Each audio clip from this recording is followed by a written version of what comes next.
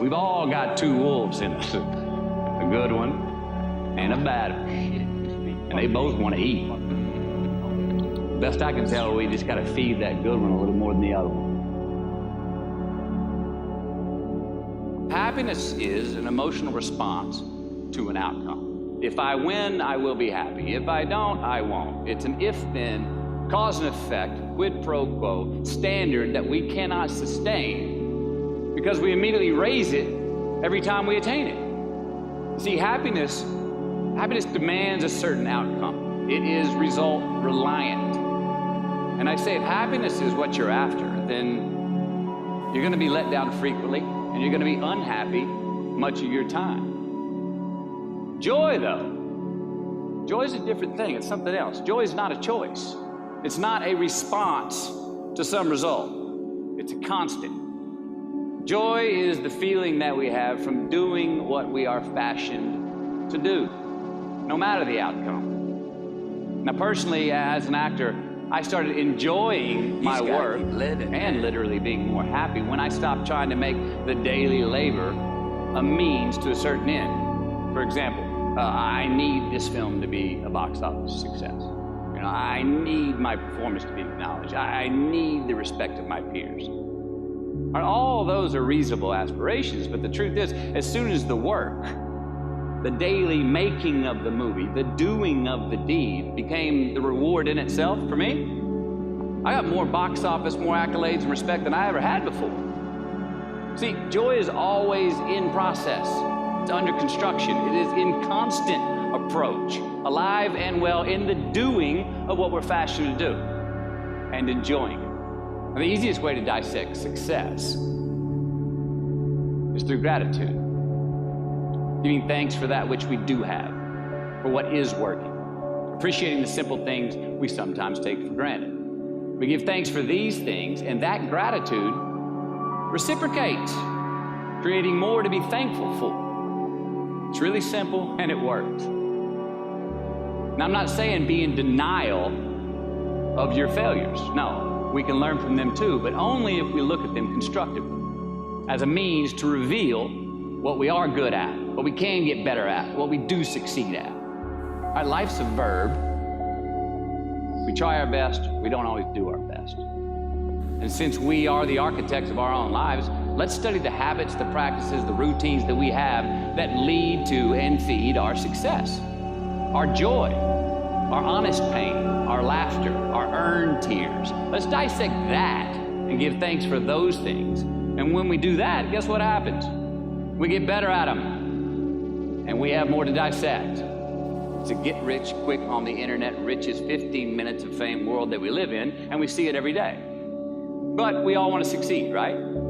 So the question that we got to ask ourselves is what success is to us, what success is to you. Is it more money? That's fine. I got nothing against money. Maybe it's a healthy family. Maybe it's a happy marriage. Maybe it's to help others, to be famous, to be spiritually sound, to leave the world a little bit better place than you found it. Continue to ask yourself that question. Now, your answer may change over time, and that's fine. But do yourself this favor. Whatever your answer is, don't choose anything that will jeopardize your soul. Prioritize who you are, who you want to be, and don't spend time with anything that antagonizes your character. Don't drink the Kool-Aid, man. It tastes sweet, but you will get cavities tomorrow, all right? Life is not a popularity contest. Be brave, take the hill, but first answer that question, what's my hill? Well, for me, it's a measurement of 5 things. We got fatherhood. We got being a good husband. We got my health, mind, body, and spirit. We got career, and we got friendships. These are what's important to me in my life right now. Because I want to keep all 5 in healthy shape. And I know that if I don't take care of them, if I don't keep up maintenance on them, one of them is going to get weak, man. It's going to dip too deep into the debit section. It's going to go bankrupt. It's going to get sick, die even. So first, we have to define success for ourselves. And then we have to put in the work to maintain it. Take that daily tally. Tend our garden. Keep the things that are important to us in good shape. Defining ourselves by what we are not is the first step that leads us to really knowing who we are. You know that group of friends that you hang out with that they really might not bring out the best in you? You know, they gossip too much, or they're kind of shady. They really aren't going to be there for you in a pinch. Or how about that bar that we keep going to that we always seem to have the worst hangover from? Or that computer screen, right? That computer screen that keeps giving us an excuse not to get out of the house and engage with the world and get some real human interaction. Or how about that food that we keep eating? The stuff that tastes so good going down, it makes us feel like crap the next week, and we feel lethargic and we keep putting on weight. Well, those people, those places, those things, stop giving them your time and energy. Just don't go there. I mean, put them down. And when you do this, when you do put them down, when you quit going there, and you quit giving them your time, you inadvertently find yourself spending more time and in more places that are healthy for you, that bring you more joy. Why? Because you just eliminated the who's, the where's, the what's, and the when's that were keeping you from your identity. Like, trust me, too many options, I promise you this, too many options will make a tyrant of us all.